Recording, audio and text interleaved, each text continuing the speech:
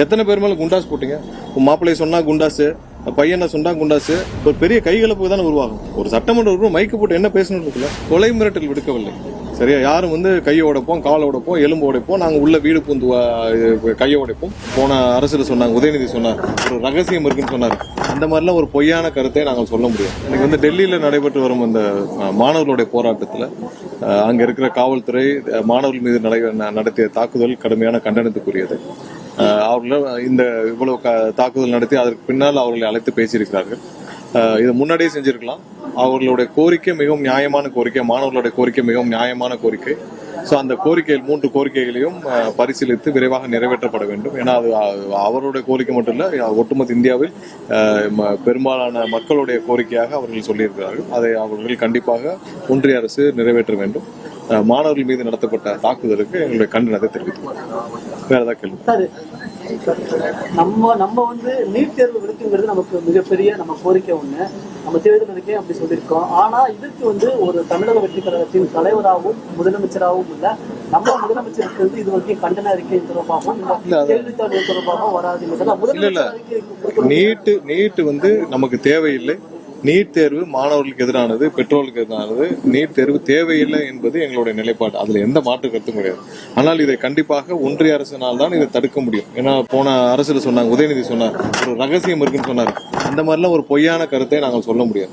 மக்களுக்கு ஒரு பொய்யான நம்பிக்கையை சொல்ல முடியாது. உதயநிதி என்ன சொன்னாரு, எனக்கு ஒரு ரகசியம் இருக்கு, நாங்க ரத்து செய்யணும், அப்படி பண்ண முடியாது. ஏன்னா அது ஒன்றிய அரசு நிறைவேற்றியது, அவங்க பார்லிமெண்ட் நிறைவேற்றியது, சுப்ரீம் கோர்ட் கொடுத்த ஆர்டர் பேர்ல.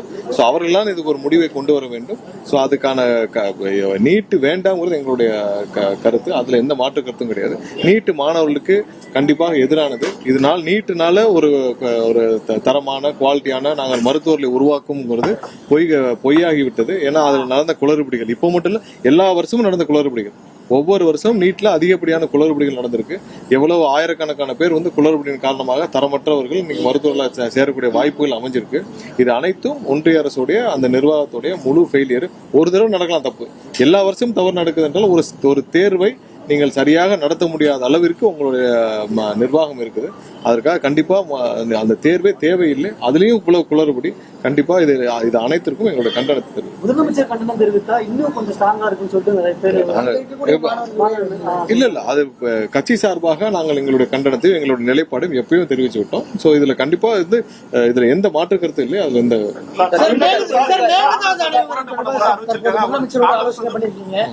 என்ன மாதிரியான அடுத்த கட்ட இல்ல, இன்னைக்கு முதல் கட்டமாக அதில் சம்பந்தப்பட்ட அனைத்து வல்லுநர்கள், அதில் சம்பந்தப்பட்ட கிட்டத்தட்ட அதுல 15 வருடத்துக்கு மேலாக சட்ட போராட்டம் நடத்தி வரும் வழக்கறிஞர்கள் அனைவரிடமும் ஆலோசனை நடைபெற்றது. அதுல ஒரு சில ஆலோசனைகளின் பேர்ல அடுத்தடுத்த கட்ட முடிவுகள் இன்னும் ஒரு சில வாரங்களில் எடுக்கப்படும். எடுத்துவிட்டு தேவையான அனைத்து நடவடிக்கைகளையும் முதலமைச்சர் உத்தரவிடுவார். சோ இன்னைக்கு முதல் கட்டமாக இது சம்பந்தப்பட்ட அனைத்து வல்லுநர்கள் மற்றும் வழக்கறிஞர்கள், இதுல 15 வருடத்துக்கு மேல இந்த வழக்கில் போராட்டம் நடத்தி வரும் சட்ட போராட்டம் நடத்தி வரும் வழக்கறிஞர்கள் அனைவரிடமும் சேர்ந்து ஆலோசிக்கப்பட்டது. இன்னும் ஒரு வாரம் 10 நாளுக்குள்ள என்னென்ன நடவடிக்கை எடுக்க போறோம்ன்றதை வெளியிடப்படும்.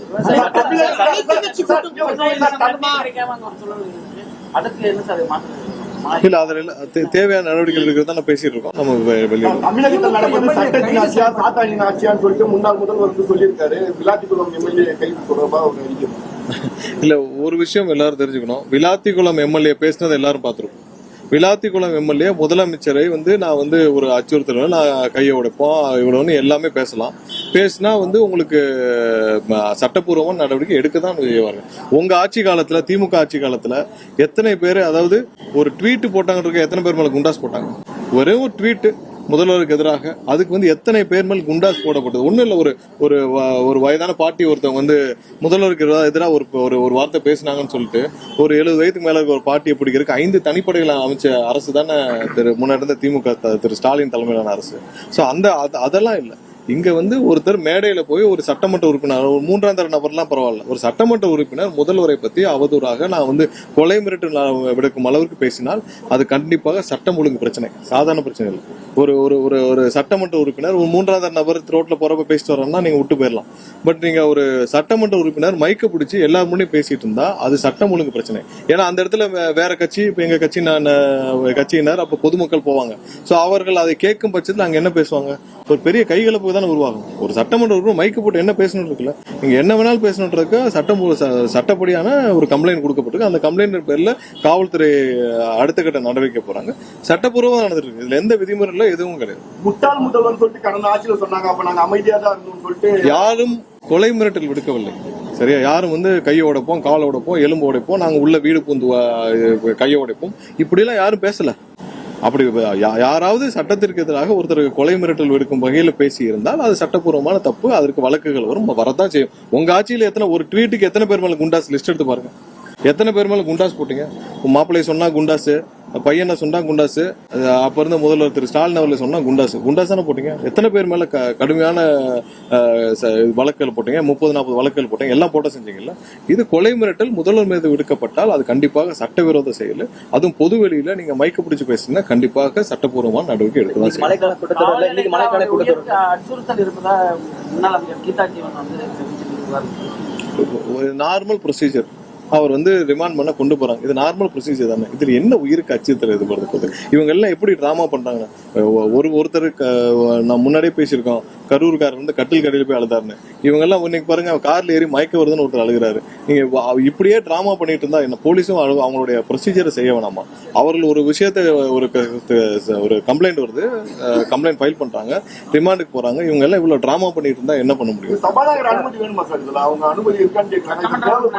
காவல்துறைக்கு தெரியும் எந்த விஷயத்தை ஒரு சட்டமன்ற உறுப்பினர் எப்படி கைது செய்யணும். அங்க இருக்க எஸ்பிக்கு தெரியும், காவல்துறைக்கு தெரியும். இவர்கள் ஏதாவது டிலே பண்ணணும் இல்ல ஏதாவது பண்ணிட்டு இருப்பாங்க. அது காவல்துறை அவங்களுடைய அதிகாரத்துக்கு உட்பட்டு என்ன பண்ணணும் அவங்க பண்ணிப்பாங்க.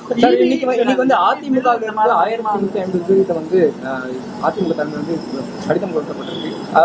அனைவரும் வந்து தாவக்கால் நினைச்சு தகவல் சொல்லியிருக்காங்க.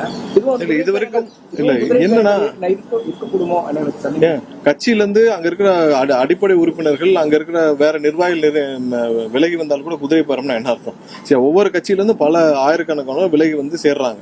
அது எப்படி நீங்க குதிரை பேரம்ன்றது வந்து யாரையாவது போய் நீங்க எங்களுடைய எம்எல்ஏ பேரம் பேசினாங்க பாருங்க, 40 கோடி தர 50 கோடி பணமும் கைப்பற்றப்பட்டிருக்கு, பேசின நபர்களும் கைப்பற்றப்பட்டிருக்காங்க, பிடிக்கப்பட்டிருக்காங்க.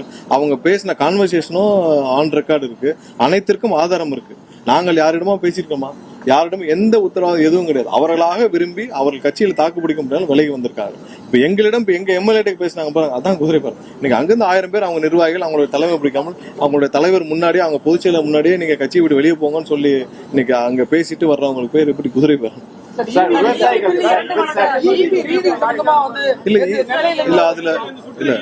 இல்ல அந்த சுற்றறிக்கை பொதுவான சுற்றறிக்கை. அதுல என்னன்னா எல்லாரும் வந்து பொதுமக்களுக்கு இடையூறு இல்லாமல் எல்லாரும் வந்து திரும்பவும், ஏன்னா நிறைய இடத்துல இந்த மாதிரி சோசியல் மீடியால வந்துச்சு, ஸ்பெசிபிக்கா எந்த கம்ப்ளைண்ட்ஸும் இல்ல. ஏன்னா சோசியல் மீடியால தொடரா வந்து இந்த ஒரு சில ஐடி விங் சம்பந்தப்பட்ட நபர்கள் வந்து பரப்பிட்டு வந்தாங்க. அதனால சுற்றறிக்கை பொதுமக்களுக்கு இடையூறு இல்லாமல் எல்லாருக்கும் போய் நீங்க இந்த தரமா செக் பண்ணுங்க, திரும்பவும் செக் பண்ணுங்கன்னு சொல்லி பொதுவாக விடப்பட்ட சுற்றறிக்கை. அதை மீண்டும் வந்து தவறா பயன்படுத்திருக்காங்க. அது பொதுவாக பொதுமக்களுக்கு இடையூறு இல்லாமல் பொதுமக்களுக்கு தேவையான அனைத்து விஷயங்களையும் பாதுகாப்பு செய்யணும்னு சொல்லி நம்ம அது பொதுவாக கொடுக்கப்பட்ட சுற்றறிக்கை. இல்ல இப்ப தாம்பரத்துல ஒரு இடத்துல ஒரு சில இடத்துல சொல்லிருக்காங்க, அது வேலிடேட் பண்ண அந்த தெருவுல ஃபுல்லா எப்படி இருக்குன்னு திரும்ப அசஸ்மெண்ட் வேலிடேட் பண்ண சொல்லிருக்கோம். ஒரு சில இடத்துல அந்த ரீடிங் இருக்கிறவங்க தவறு செய்திருக்காங்க என்னன்னு சொல்லி பாக்குறதுக்கு வேலிடேட் பண்ணிருக்கோம். அங்கேயும் தெளிவா சொல்லிருக்கோம், யாராவது அசஸ்மெண்ட் எடுக்கிறவங்க, ஏன்னா அசஸர்ல நம்ம ஷார்டேஜ் இருக்கு. அசஸர்ல இன்னைக்கு வந்து 5500 பேர் இருக்க வேண்டிய இடத்துல 800 பேர் தான் இருக்காங்க. ஸோ அசஸர்ல ஷார்டேஜ் இருக்கு. அந்த மாதிரி யாராவது தவறுதலாக எடுத்திருக்கும் பட்சத்தில் அவர் மீது நடவடிக்கை எடுக்கவும் நம்ம உத்தரவிட்டு சொல்லியிருக்கோம். அது சம்பந்தமா நாளை காலையில கூட சிஎம்டி லெவலில் அனைத்து மண்டல அளவிலையும் அந்த நிர்வாக அளவிலையும் வந்து வீடியோ கான்பரன்சிங் மூலமாக மீட்டிங் ஏற்பாடு செய்யப்பட்டிருக்கு. யாராவது அசஸ்மெண்ட்ல தவறு செய்திருந்தால் நீங்க திரும்ப ரீஅசஸ்மெண்ட் பண்ண சொல்லியிருக்கோம். ரீஅசஸ்மெண்ட் பண்ணிட்டு அசஸ்மெண்ட்ல தவறு செய்திருந்தால் கண்டிப்பாக கடுமையான நடவடிக்கை எடுக்கும் சொல்லியிருக்கோம். இல்ல எல்லாம் அட்ஜஸ்ட் ஆயிரும்ல. சரி, நீங்க எல்லாமே நீங்க டிஜிட்டலைஸ்டு, நீங்க மீட்டர்ஸும் ஒவ்வொரு ரீடிங்கும் டிஜிட்டலைஸ்டு, அட்வான்ஸாகவும் அது உள்ள டெபாசிட்டா தான் இருக்க போது அட்ஜஸ்ட்மெண்ட் ஆகிடும். தவறு செய்திருந்தால் கண்டிப்பாக நடவடிக்கை எடுக்கப்படும் சொல்லியிருக்கோம். ஆல்ரெடி அதை தருமபுரியா வந்து கரண்டோட பில் எக்ஸஸ் ஆயிருக்கு. அதாவது 37,000 ரூபாய் ஒரே மாதிரி ஸ்பெசிபிக் கம்ப்ளைண்ட்ஸ் எல்லாத்தையும் நாங்க வந்து எடுத்து வேலிடேட் பண்ணிட்டு இருக்கோம். பட் 19 ஒரு சில பேர் போட்டிருக்காங்க. நாங்க போன வாரத்துல இருந்து 2 வாரமா அதுக்கு வந்து நிறைய ரெஸ்பாண்ட் பண்ணிருக்கோம். எங்கெல்லாம் இது வரைக்கும் தவறுகள் கண்டுபிடிக்கப்படவில்லை. நீங்க ஒரு 3 நாட்களா இது சம்பந்தப்பட்ட விஷயங்கள் ரைஸ் பண்ணிட்டே போறாங்க. எல்லாமே ஸ்பெசிஃபிக்கா தான் நம்ம பார்த்துட்டு இருக்கோம். அங்கங்க திரும்ப ரீஅசஸ்மென்ட் பண்ண சொல்லி நம்ம எல்லா இடத்துலயும் ஃபாலோ பண்ணிட்டு தான் இருக்கோம். அது ஏதாவது இருந்தா கண்டிப்பா நடவடிக்கை பெரம்பூர் சிஎம் தொகுதியிலே நடந்திருக்கு சார். இல்ல இப்பதான் கடந்த 3-4 நாட்களாக தான். ஏன்னா ஒரு 10 நாளுக்கு முன்னாடி ஒரு சில பேர் சோசியல் மீடியா ரெஸ்பாண்ட் பண்ணியிருந்தாங்க. அவங்களுக்கு ரீஅசஸ்மென்ட் பண்ணி அந்த மாதிரி தவறு இல்லைன்னு சொல்லி நம்ம சோசியல் மீடியாவில் ரெஸ்பாண்ட் பண்ணியிருந்தோம். ஸோ கடந்த 3 நாட்களா இது சம்பந்தமா அங்கங்கே புகார்கள் இல்ல ஒரு பரப்பப்படுதான்னு தெரியல. ஸோ அதனால வர்ற புகார்களை வைத்து நம்ம ரீஅசஸ்மென்ட் ஒரு சில இடங்கள்ல தான் இப்ப நான் சொல்ற குறிப்பிட்டது ஒரு 7-8 இடங்கள்ல சொல்லியிருக்காங்க. அது ரீஅசஸ்மென்ட் உத்தரவிட்டிருக்கோம். இல்ல இதுல நிறைய நடவடிக்கைகள் எடுக்கிறதுக்கான ஆய்வுகள் இன்னைக்கு முதலமைச்சர் அனைவரையும் அழைத்து ஆலோசித்தார். கண்டிப்பா 10 நாட்களுக்குள்ள அது என்னென்ன நடவடிக்கைகள் என்னென்ன மாதிரியான நடவடிக்கைகள் தமிழக அரசு முதல்வர் எடுப்பார் என்பதை முதல்வர் ஆலோசனை முடிந்த ஒரு 10 நாட்களுக்குள்ள முடிவில் எடுக்கப்பட்டு முதல்வர் வாயிலாக அறிவிக்கப்படும். நன்றி.